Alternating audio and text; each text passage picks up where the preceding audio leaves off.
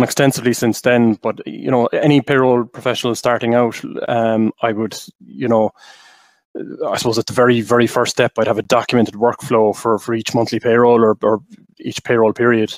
Particularly if you have a number of personnel feeding into the process, you need to be able to stand back and have a look at it and see where you're at with each payroll. So definitely a documented workflow. I think one of the important things is obviously an internally agreed hard deadlines for information being submitted for payroll processing. I think, there's a lot of people on here that are working in payroll, and I'm sure they're getting plenty of late requests. Can you include this in this month's payroll and that kind of thing?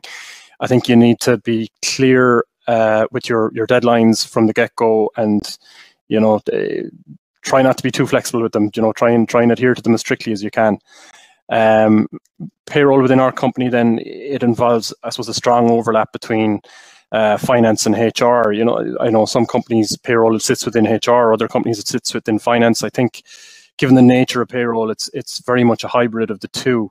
So I think a HCM that contains the single source of truth can be very helpful. And obviously, there's always going to be a little bit that sits outside that. The HCM systems aren't designed to process payroll, so there's always going to be a little bit extra that we need to. But I think you can probably get your core details from a good HCM system, I think.